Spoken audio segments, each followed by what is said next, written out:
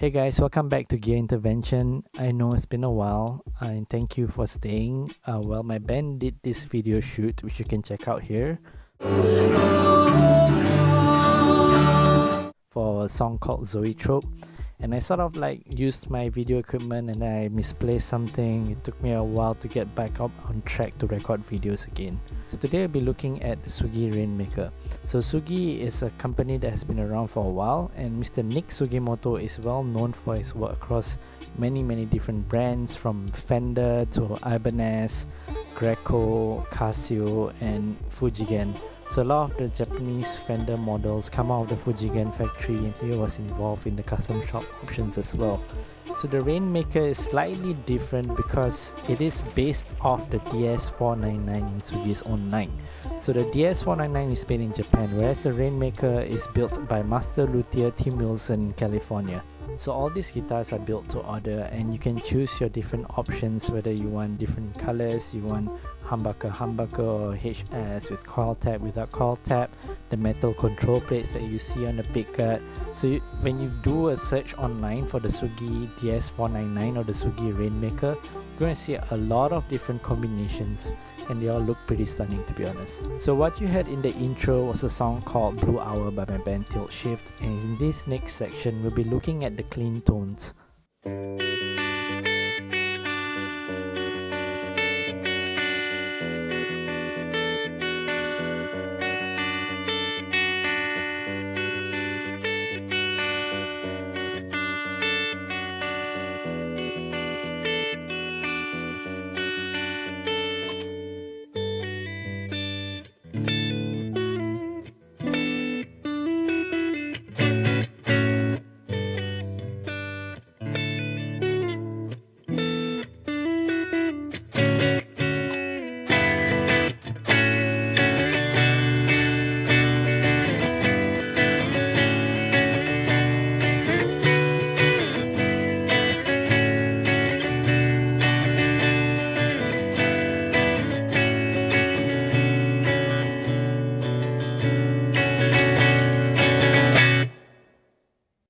So in this next section, I'll be using a Guru's 1959 double decker, and I'll be using it in floor 1, which is sort of a JTM kind of sound, and it's very dynamic, and you can get different sort of shades based on shifting from the neck single coil position to the bridge humbucker position.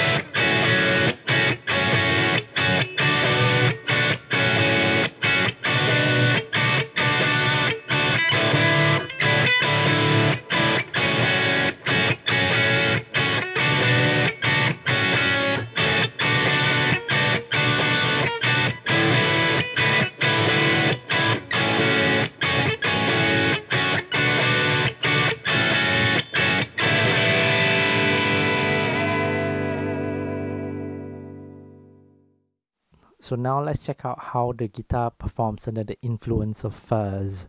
We'll be using the Fender The Pelt, which is a great bloated, massive kind of fuzz tone that you can get.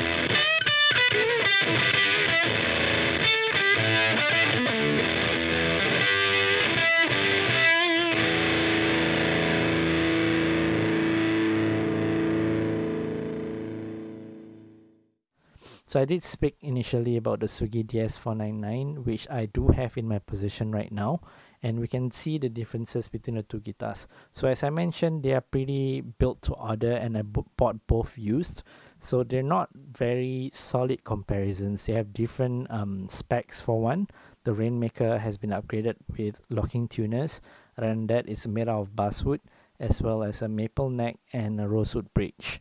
It has a different Goto 501 bridge system. For the Sugi DS499, it is made out of an alder body and reclaimed aqua timber maple neck, as well as rosewood fretboard.